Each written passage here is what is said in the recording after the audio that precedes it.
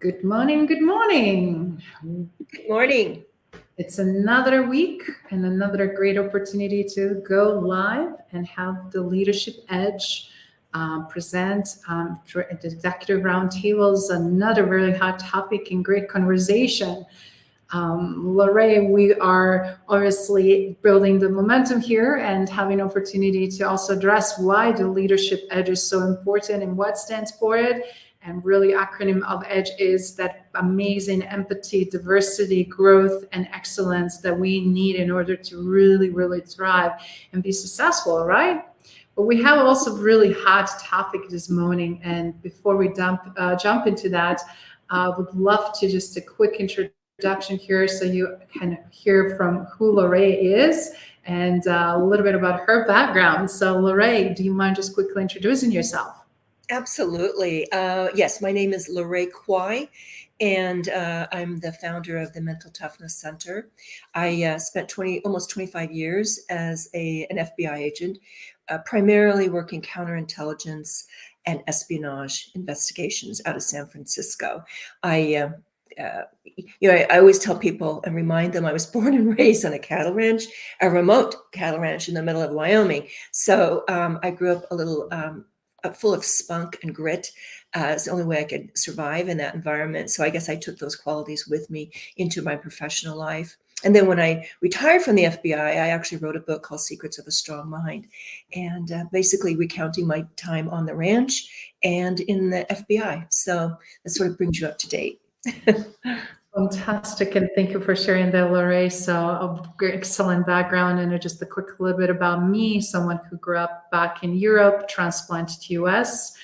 My English is sixth language, and obviously living in prior to that 5 different countries. US is my sixth country that I've been living in. And what's really interesting is that trajectory of the past from building that leadership acumen as well as understanding how the world works and a new environment, obviously, and being not only focusing on legacy leadership as a crown jewel of all leadership and what we really need to do to be really moving things in the right direction, but also a published author of Fear to Greatness, Business, Sports, and Life Lessons, as well as founder of Legacy Leader Institute. And we collaborate here together. And specifically this morning, we're going to be collaborating on a really hot topic, which we see so much, which are all about roadblocks. Either those individual ones, personal ones, obviously, or with a team or talent, but also obviously with business that are happening and what we need to do to overcome them. So we really look at overcoming roadblocks, how to deal specific with these roadblocks with difficult people and situations. So with that in mind, we see a lot of interesting data and statistics, and things are evident that are being more and more challenging as we're stretched more and more thin in terms of how much we're trying to juggle, how much is really changing, what is happening at the same time, and then really understanding where things are landing right now with all of these roadblocks. So, difficult people. Let's start a little bit there. What comes to mind when we talk about or think about all of those difficult people? I'm curious from your perspective, Larae, and I'm sure you had plenty of exposure and some great stories to tell us. Oh, well, thank you. I actually do have a couple of stories I'd like to share. But, as we get started, I think it's important to distinguish between conflicts with people and then problem employees. And there's going to be a difference there. I mean, I think it's helpful to differentiate people, problem people who block the path toward achieving our goal, and then conflicts which arise from disagreements between people. And those are often fueled by emotions. So when conflicts occur, I think it's a good idea to ask, where do we disagree? Now, I've heard leaders and managers say we disagree on everything, but that is usually not the case. Even within family members, we just disagree on everything. But people usually disagree on, a goal or a priority or a value. it's important to pinpoint exactly where you do disagree. And my recommendation is just not to continue the conversation until you're clear on what you do disagree on. If you don't get this right, you'll just waste time trying to solve the wrong problem. And then you've got problem employees, right? And the unfortunate thing that most leaders and managers get held hostage to these folks. And they end up spending a disproportionate amount of time and thought and emotional energy on them. So often we just let it hover, rather than deal with it. We don't always pull the trigger. And so, that's just something, a distinction, I think, to make. What are your thoughts, Izabela, as far as how to approach a problem employee versus just a conflict within the organization?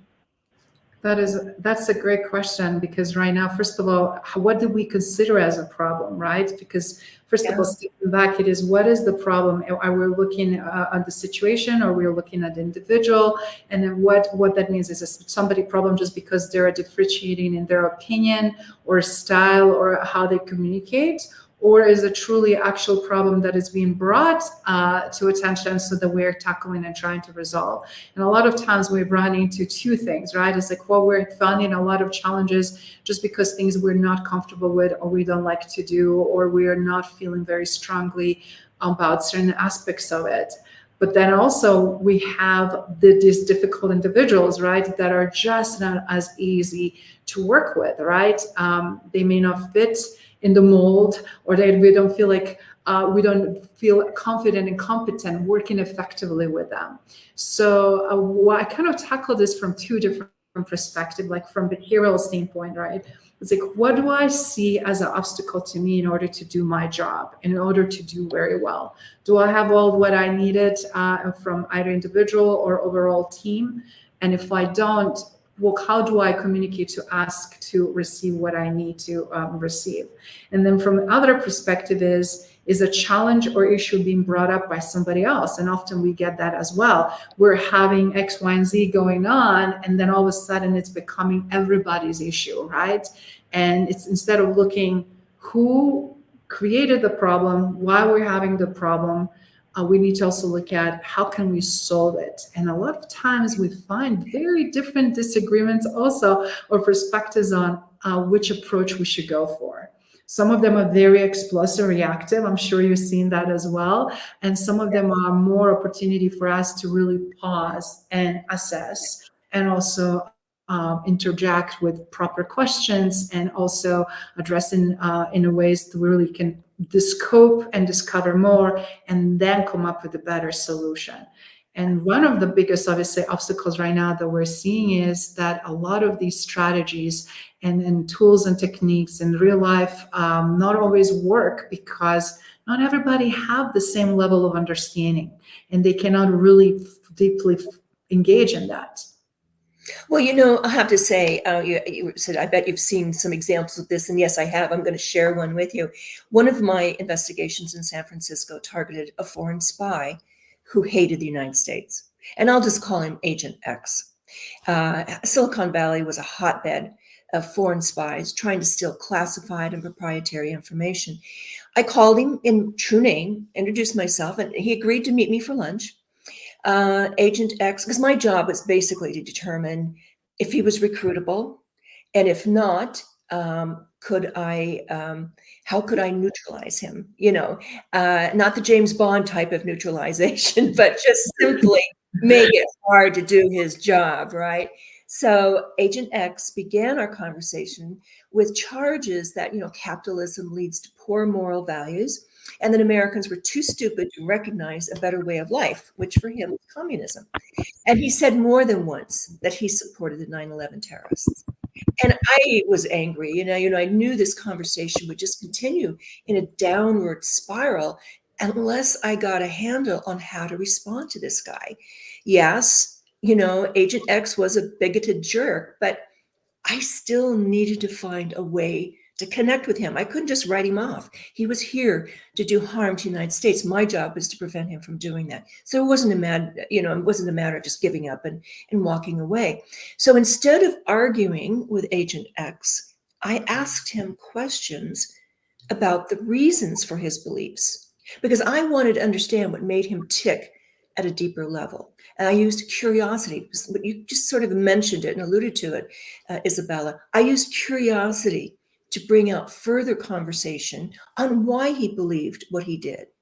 So to deal with this was a very challenging and difficult person. I needed to explore reasons for his attitude. I knew Agent X had been brainwashed by his government to dislike the West in general and the US in particular. So he was a product of his environment.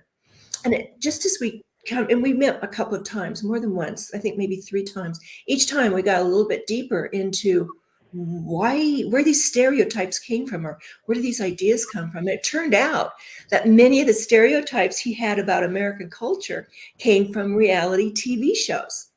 And series like Dallas back in the day, or Succession, in a very successful TV series now, in which case I have to admit, I might agree with him. If I thought all Americans behave like they do on Dallas or Succession or these reality TV shows. But the point is this: I kept a lid on my anger and my frustration, acknowledging my feelings and then choosing my response rather than reacting to Agent X's insults. I couldn't risk, this is too important, I couldn't risk being sabotaged by my emotions. And eventually, we established a small level of mutual respect. He actually called me the day to say goodbye when he found out that his visa had suddenly been suspended thanks to FBI intervention. We would never agree, but we came to a respectful difference of opinion. And so whenever I'm asked how to deal with difficult people, my answer always catches people off guard, because it's this: you have to manage yourself first. So it's self-aware.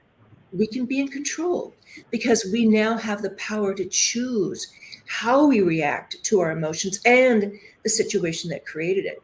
The key is to be aware of what we're feeling. And we can't change what we don't acknowledge, right? So true. I love that example, and that really brings forefront a lot of things that I see with Fortune 500 companies and just in general, the roadblocks and difficulty. Very similarly, like when you have someone who is undermining someone else, and it's also imposing because of their frustration or lack of respect or for authority, or just simply feeling that they don't need to collaborate or they can do things differently based on their own personal preferences, but then implications, how this really then affects, emotional intelligence, how it's affecting also setting the boundaries and really expectations with everyone else. And then also how this conflict can really be escalating or mitigating depending of scenario, right? And could be very, very disruptive for people's level of confidence, but also truly collaboration ultimately. You mentioned emotional intelligence, and for those of us who have been following, or those of you who have been following our series, we dedicated an entire program to emotional intelligence. But I have to just relay something about emotional intelligence. That is a word you'll never hear in the FBI. These agents don't go around saying, "Are you emotionally intelligent? Are you being empathetic?" They just don't do that. For the agents I worked with, it was more like, are you savvy? How do you get people to work with you? I attended a training course. It was a top-notch interrogation program led by Special Forces and FBI hostage rescue team. And the course was to teach us how to handle hostage negotiations and other awkward conversations, right? And since my job was to recruit foreign spies to work for the FBI, I figured I had a lot of potential for awkward conversations would occur in my future. So the lead instructor had a face really that looked like it had been chiseled out of a block of wood. I mean, rough, tough negotiator, right? I dropped my jaw when he told us successful interrogators need to be savvy about what the other person is feeling, build a connection with them, focus on trust. So this tough as nails hostage negotiation instructor used words like emotions, feelings, trust, and it went straight to the heart of the entire hostage negotiation program. His tips would work with barricaded criminals wielding assault rifles, a business colleague at a board meeting, or a teenager throwing a tantrum. They could apply to almost any kind of situation where you need to change people's minds or influence their decisions. So we talked a lot about all the things that bring that are emotional intelligence, empathy, rapport, active listening, you name it. So I think I learned there that when you meet resistance, you can't keep pushing harder. Instead, you need to understand what's blocking your way. So, Mhm. and there's no boilerplate approach to difficult conversations. Each person is different. And again, it's uh, acknowledging that and not treating everybody the same, seeing each person as they come in at your desk or in a hallway or wherever you happen to meet them. I love how you brought it together, how it's important actually what you just did also. It's finding the ways and understanding psychology and turning them into ally, disarming them, but also mitigating the conflict in situation, right? And then when you build them as your allies and understanding what tick and how they work, but also how to also affect dynamics, not only from that one individual, but from the team. That's what we're seeing a lot of times, even in the real life. And I love that you mentioned you're dealing with a teenager that is acting out, or either a colleague or employee, or someone truly that is involved in espionage, for example, works equally the same way and same principles. So, you know what, I'm really shocked to see how much actually statistically we look at how much organizations are affected more than they really wanted to acknowledge, that productivity is affected, employee turnover, mental health and stress levels, all of that due to dealing with very difficult individuals. And we need a just than one, like in your scenario, Larae, where we can feel like that one bad apple that affects and creates the reverse domino effect on everything that somebody's trying to do good, or collectively as a team that is trying to do good. How did you handle those situations? Well, it's interesting. Again, I always come back to this. It's about self-awareness. It's about understanding how you will respond to different situations. So it does no good to sit, in a protected little environment and only surround yourself with people who think like you do, because that's just you never have a chance to expand or understand how you'll respond or what that thinking process looks like when you meet somebody who is going to be in your face. And if you're in business, it's going to happen. It's just going to happen. I kind of learned early in my career that managing emotions was going to be a big part of whether or not I live long enough to collect my retirement. I'll give an example. I was part of an arrest team in an ugly part of Oakland, California. And my job was to cover the back door while the FBI SWAT team crashed through the front door with a battering ram, right? There were terrorists inside this house, and they were considered armed and dangerous. So again, fear.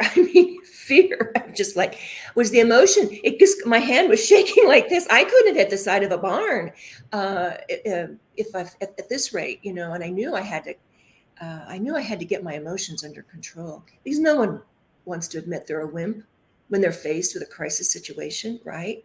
So knowing that I was flirting with a coward's heart in that Oakland arrest, I knew I'd need to change my thinking if I wanted to develop mental toughness. And I define mental toughness like this: you change the mindset, you change the behavior, you change the outcome. Now, most of us would like to think we use logic and our cerebral thinking brain to think our way out of a crisis situation. But our brains are hardwired to make us emotional creatures. The moment something creates fear or discomfort, that little emotional limbic brain takes over. And that little feeling brain, it's small, but it's 100% self-protective. And it's just not a good place to be when we need to make decisions as we face adversity or crisis, because that creates that fight or flight reaction. And we don't need to flee from every challenge because it scared us. And we shouldn't flee from every situation just because it scares us, because it's important to get to the bottom of it and not just run from our problems, right? But the thing is, the feeling brain can't discern between anxiety about a threat to our safety, which is what I was experiencing, and anxiety we experience when we, get in front of a group of people. All it knows is that we're in discomfort and we feel anxious. So the key to developing a strong mind is to learn how to switch gears, to consciously move out of that emotional, reactive limbic brain system and into the thinking brain system.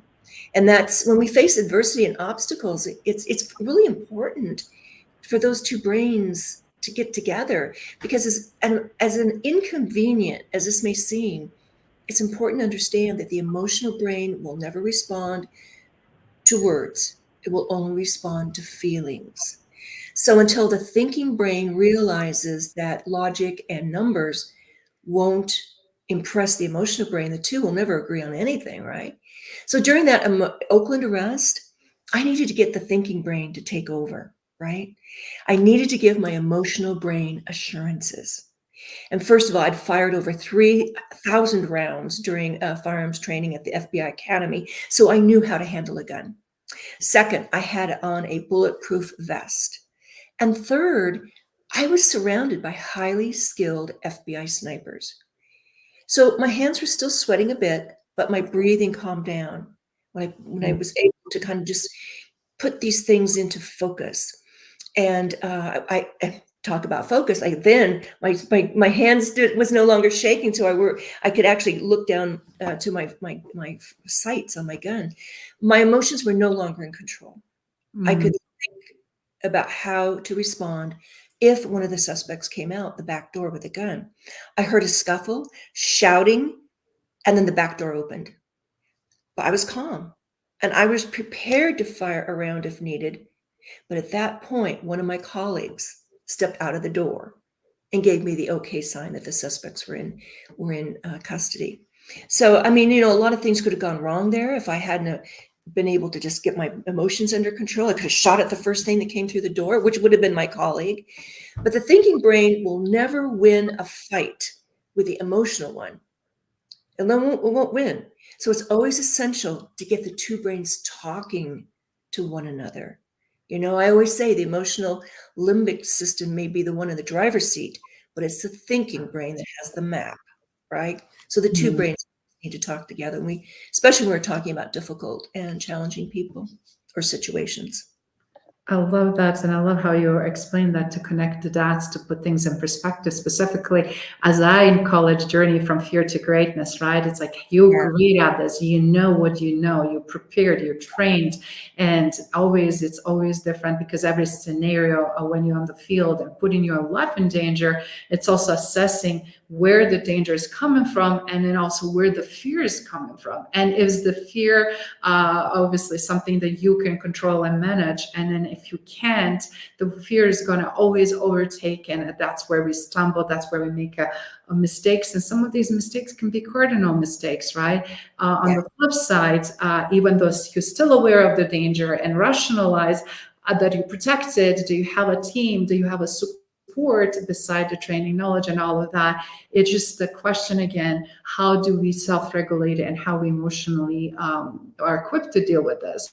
And we're more than ever, we have now seen different the range of individuals in regular world, right? It's like even in the grocery store or anywhere that we interact in public, but also like I'm observing recently dynamics in the very busy restaurant, or people in intersection when it's a lot of traffic, stop and go, or when things are just simply out of control, but we just don't like. How do we react? How do we behave?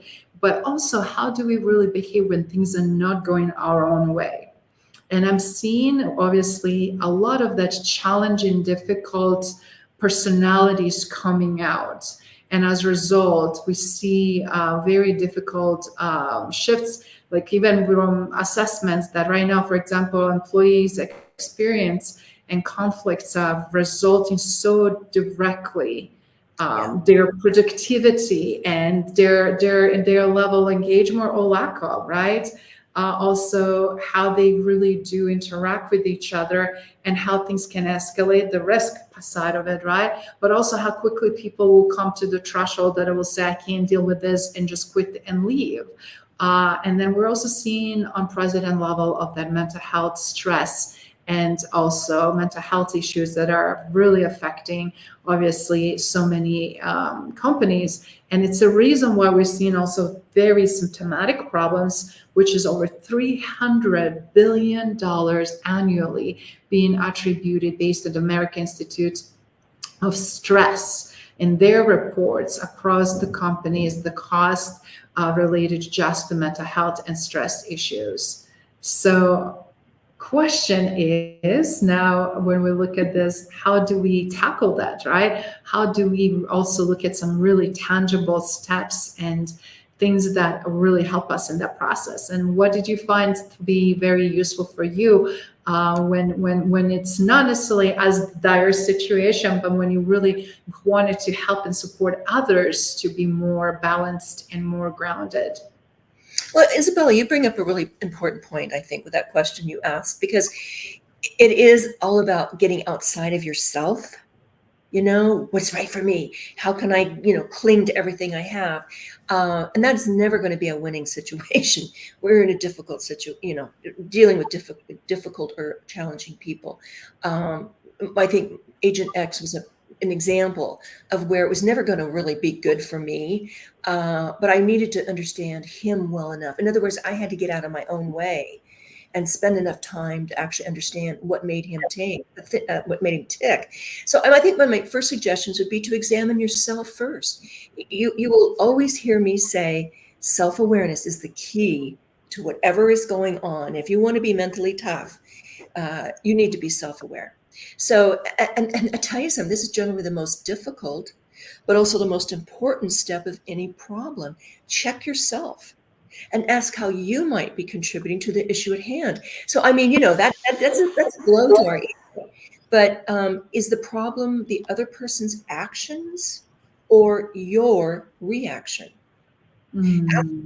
Truthfully, are you overreacting in any way? You may or may not, but get that box checked. Have enough clarity into the way you think about yourself and the way your brain is working to be able to answer that question. And I think the second thing would be to learn empathy. Again, this is not a word you would ever hear in the halls of the FBI office as being empathetic. It's too touchy-feely. But they're savvy. They know how to understand people. So instead of being defensive, see the difficult person as a person. Again, you can't do a boilerplate approach because everybody's different, but try to understand where he or she is coming from. What does that person need that he or she isn't getting? Perhaps it's something as simple as just being acknowledged or recognized, or to be seen, to be heard. Some of the most difficult, toxic people that we deal with at work, in a way, and at home and work. And especially if it's at home, these people better than anybody. The most difficult, toxic people to deal with are those who are highly insecure. Yes. And that is something to identify, not to look down on or think that you've got an upper hand because you are very confident, but to understand where they're coming from. And if you can't get to that point, then you're always going to be the bully. To be truthful, you'll be the bully in the room. And most of us, or many of us, have likely been there before. We might even have been the difficult person on the other side. I know I have been. So instead of ruminating how you can get back at them or get even or put them in their place, ask yourself how you can help them. The very thing you were talking about when you asked this question, Izabela, even if you still believe they're in the wrong, how can you create a win-win situation now that you have an understanding of where they're coming from? And I alluded to a friend of mine who was an HR executive with a very large company.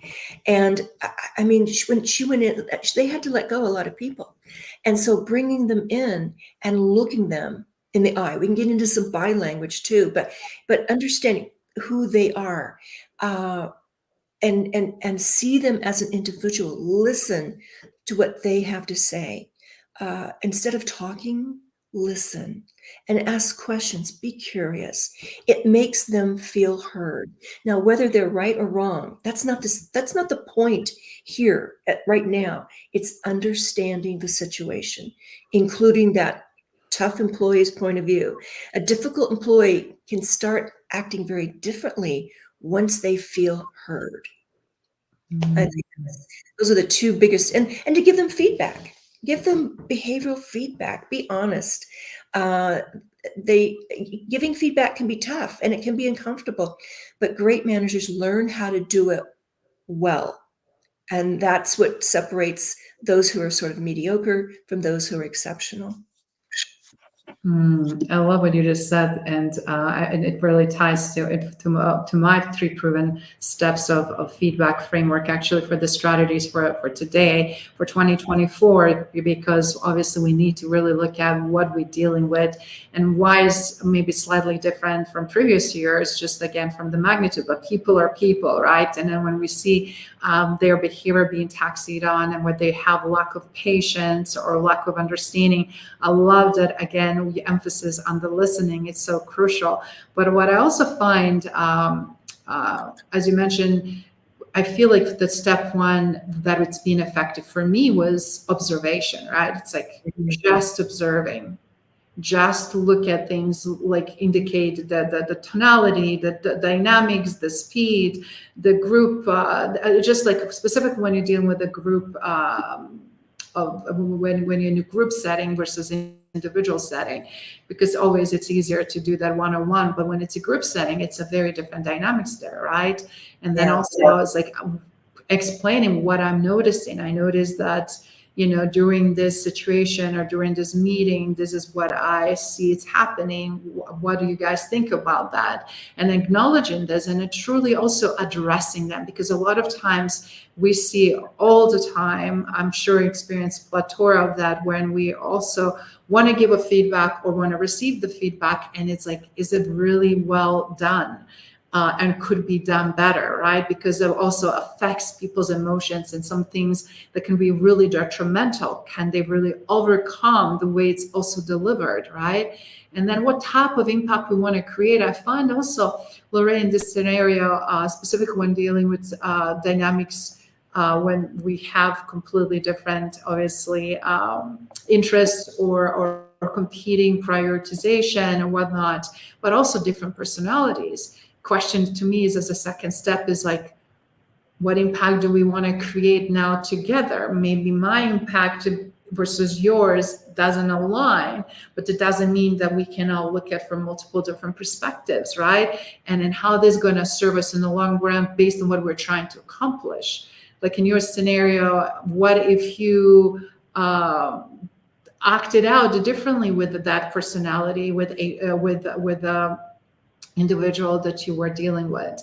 But one of the things what I found for the third step, or it's a request, making a clear, actionable request for something that needs to change, right? A lot of times we don't get specifics to say, in order for us to move forward, this is what we need to do differently. So observing, then agreeing on what type of impact we want, and then requesting very specific moving forward. And I think when that is conveyed very clearly, and since like you actually followed that framework yourself just on your own in that particular situation, and that's so easy then for others also to replicate. But I'm curious, what types of outcomes when you deal, obviously, when you have to make these quicker decisions and everything else in team dynamics, what would you suggest that would be a good way to mitigate or de-escalate? Because you mentioned about empathy, and empathy even means different things to different people. And I'm curious how that shared understanding gets cultivated.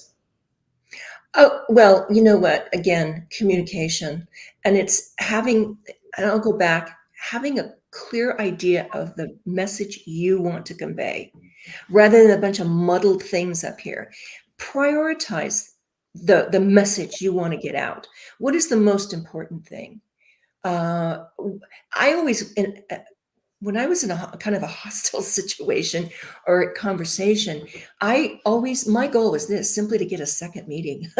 And so sometimes that just meant connecting with them and finding something we had in common, not talking down to them, but listening. Again, I'll go back, and you mentioned it, and I've mentioned it before, listening to what that other person has to say. That is assuming they have something to say that you want to hear. And sometimes they don't. And that was Agent X. I got really tired of all that propaganda that he had been propped up with over his lifetime and him spewing it back at me. But I had to, again, ego needed to be kept in check. I needed to understand Yes. what made him tick. When you talk about empathy, it can mean a lot of, again, a lot of people shy away from that word. They don't understand it and they think it's really touchy-feely, right? And when you're talking about a business situation, sometimes it doesn't have it in our minds, it doesn't have a place. In reality, it's just being able to listen to what someone else has to say and to hear it. Not just sit there like a blob and say, oh, whatever, but to hear it, to actually understand why that person thinks the way they do. Because typically when we're in a conversation, we have three questions we want to ask and answer. Who's right? Me. Who's at fault? You. Why are we doing this? It's something for me, right? Or one of my goals.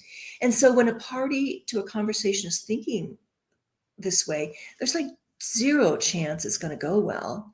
So again, I like to have a real clarity in my priorities when I enter these conversations. I want to know exactly what my goal is.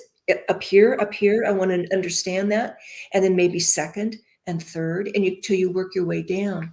But having clarity in your own mind is always the first place to start. I love that. You're so, again, very experienced, equipped with this, and make it so simple. And a lot of times we avoid these simple solutions, but most of the time, that's exactly where thing lies, right? And it always starts with us. But it's interesting, make me think about empathy mapping strategy that I use, which already, it just kind of like you're reading my mind and some things I've been doing. And I'm curious, what do you think about this? When I would look at, it's like a, showing and understanding that pain point as a step one, right? It's like being in their shoes, because what's empathy, it's really all about, it's putting ourselves in somebody else's shoes, trying to understand their pain point. And if we do that, so now it's like, that's the step one, what is agent's X pain point? Why he's feeling the way he's feeling? What can be done differently, right? And how can we also mitigate situation that is minimizing that miscommunication that you were talking about, or fear of the failure, either of the mission or his perspective or point of view, or also bias or charge because of such a polarized different spectrum of emotions and feelings. But then it's like validating experience just enough that we can really understand, again, what he's been indoctrinated in, right? And where he's coming from. And then that he doesn't know maybe better, right? And it's like, what is that common thread? But then also look at how can we collaborate now together on that third step to find the right solution, because a lot of times we never really get fully to that because we assume what that should look like. We already have our own agenda, and a lot of times we miss the step. And of course your scenario was slightly different, but having that chance, when you said he was, packing, getting ready, and felt enough that he built rapport that he really wants to say goodbye to you, which was also very meaningful. But also you de-escalate and mitigate the problem. But a lot of times, on the flip side, if he was chosen to stay or needed to interact more, would be also finding ways of the solutions, how to bridge the gap, right? How to shift the focus toward more collaborative efforts, which we find also they're super essential at this time. Absolutely. And you said you mentioned something, or that we all have biases. And as you were talking, it just kind of popped up in my mind that, studies have shown that 70% of our mental chatter is negative. That's just the way the brain's negativity bias, the brain's negative, not our, I mean, it's just hardwired. It produces a greater sensitivity to unpleasant news.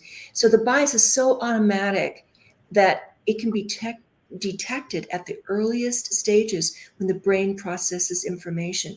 And that's something to always think, remind yourself when you look at somebody and kind of write them off as being a difficult person or whatever. That's our brain being negative as well. But the point is to catch it. Maybe they are just a total wreck, and it'll never come out any better. But give them the benefit of the doubt. Check yourself. The other bias that's really big out there is the confirmation bias. And that confirmation bias is the tendency we to seek out information that reaffirms our existing beliefs. So to do so, we tend to ignore information that contradicts our beliefs. And so sometimes our world does need to be expanded, maybe the way we look at things, that silo. We surround ourselves with people who think like us. And of course we want it. We share that. There's nothing wrong with that. But if we just stay in that kind of that rut of people that we surround ourselves, we don't learn anything new. Our views never diverge much from what in fact, they become more entrenched. And so the idea there is to just be aware of it. I have my friends who think like I do. They laugh at the same jokes I laugh at. But I also want to meet people who are different than myself, because that's going to help me understand people who are different from myself, right? And the other bias I think really comes into is the conformity bias. It's simply when we agree to the opinions or behaviors of others in our little group, even though it goes against our personal beliefs or knowledge. That one's not quite, but a lot of people kind of suffer from that one. It's that that groupthink thing, So I would say, what is it? Don't follow the masses, because sometimes the M is missing. So, but anyway, it's just looking at yourself. Again, it comes back to looking at how you respond. And it doesn't mean that you're responding wrong. It just means that you need to be aware of what those beliefs or those biases are, so you can recognize them when they do send you down a path that is not the right way. Or let me say this, not the right way, but not the way that's going to resolve the issue in front of you. That is so true. And I love the analogy there. But what's really interesting is what I found, that like 49% of conflicts arise when we have personal clashes, or when we're dealing with the ego games, right? And that's where we really kind of start seeing firsthand with the difficult people that also, you, as I mentioned earlier, not self-regulating, not be able to really self-manage or self-aware, but then also truly don't understand these interpersonal dynamics. And I think the COVID and post-COVID world, and now going back to office change and shaping still very different ways, because cannot be done, things just overnight the way it was before COVID, even how we used to work in office, because now we have so many additional roadblocks and different dynamics that are happening just alone that, and then work itself, the speed, the complexity, and the nature of people. But what I also find interesting is that how high stress is right now, specific around leaders. And what we found when we were mentioning about team think environments, like leaders typically hire people similar like themselves. And then we have pretty soon everybody thinking the same. And those are also huge blind spots. But what we see here unprecedented, that we have over 76% of leaders that have managing conflict is one of their top skills needed in their working environment right now for 2024. But yet that is one of the highest lacking skill within environment. And it's like, how do you augment that, right? Yeah, no, it's a great point. Um, and there's a comfort zone when you hire people that are like you. There's a comfort zone, right? We talked about DEI one week, and we made the point there that DEI, a lot of it just misses the point for a lot of people, because it's like, oh, is it racial? Is this, gender, whatever? But no, that's maybe part of it. But really, true diversity is diversity of thought as well. I'm on in a couple of boards, and we are dealing with that right now. There is no diversity of thought. Everyone's saying, "Oh, we have DEI. We've got this great board." You know what? No, we don't, because we have no diversity of thought. We have groupthink, because they're all kind of from the same industry, right? And it's not moving the ball down the road. And I mean, if you're dealing with, we all know that if you can't overcome these obstacles, if you can't come together and look at a situation from all points of view, then you're going to have this silo effect, and it's just very difficult then to take it to the next level. That is so true.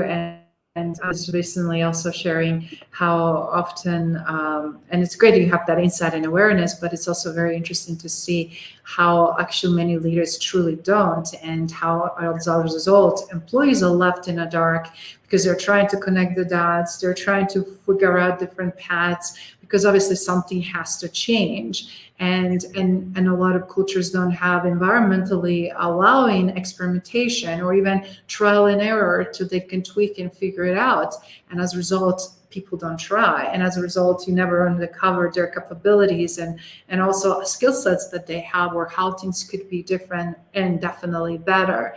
So that is a very big, huge danger. And what we're seeing really right now, and why we're addressing these topics here, is because something is challenging and difficult, one of the biggest response people do just to shut down, or they just tune out. And the complacency, just because you think, oh, I'm not part of the problem, or I'm not in the conflict situation involved directly or indirectly, that is going to go away, or that is also effective solution. Both of us know that is definitely not going to happen.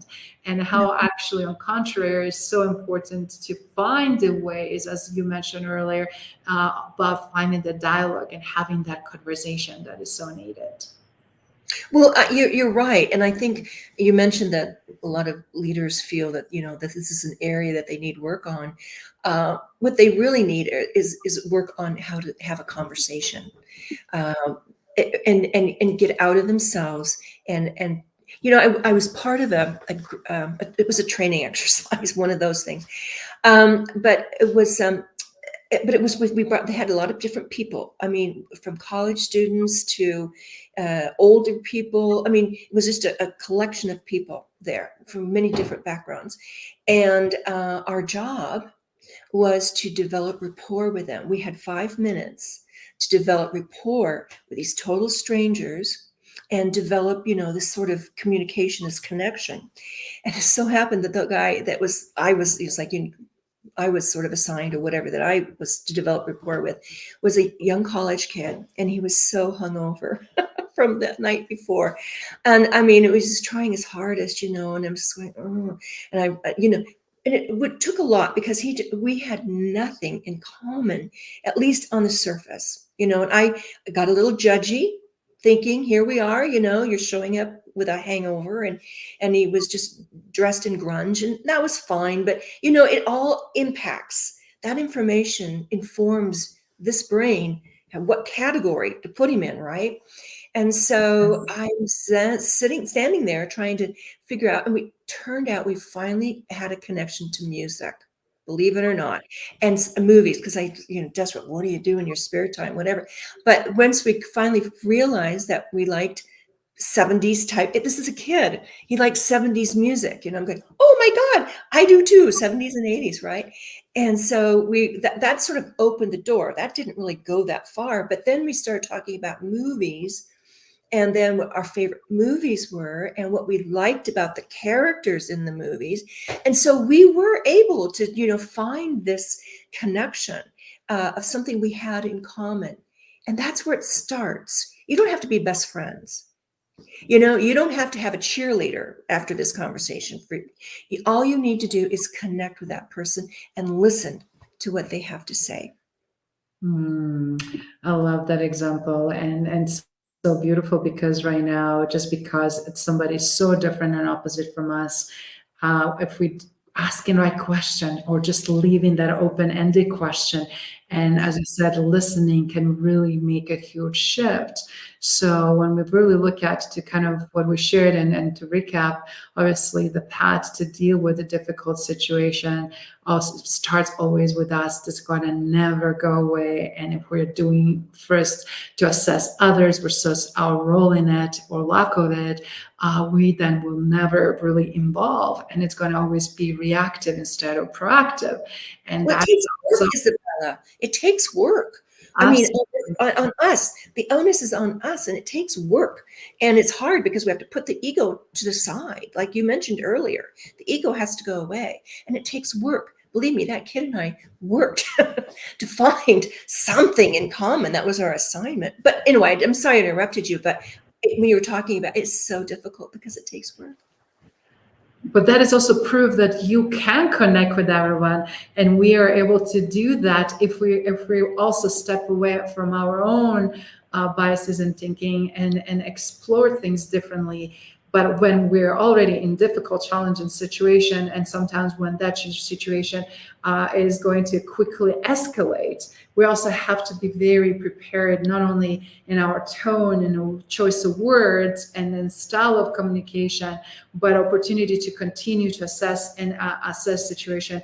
Like recently I was at the gas station, and you don't pay attention, you park your car, you don't necessarily look what other people do, but there was a couple of teenagers with two different vehicles, and they were blasting the music, and they were screaming and doing all these different comments. And then all of a sudden I'm seeing the girls running out as like all commotion. I'm like, I don't know what they're doing. Are they playing, or is it something really serious? Is going to escalate? And then really quickly, as I'm standing there, it's like, okay, I have a couple of choices: finish and leave as fast as possible, go in my car and sit and wait. Like I was constantly assessing situation, trying to really see either just goofing around and be loud, or something really important is going to be happening at the moment. And I was just like, okay, let me stay calm, observe. And I kind of literally followed the 3 steps I mentioned earlier. But what was also very good, that self-awareness. It's like, yes, it's something that's happening. I don't know how it's going to affect me, but at least let me pay attention, right? If it's not even directly involved in my department or my role. Like a lot of times people say, oh, it doesn't have nothing to do with me. But then when it does, maybe it's too late, right? Yeah. No, you're absolutely right. It's just being observant. And again, it's getting out of yourself, because people who are not observant are focused on themselves. I mean, what am I feeling at the moment? I'm upset that there's language, that there's music or whatever. But so it means getting out of yourself and noticing what goes on around you.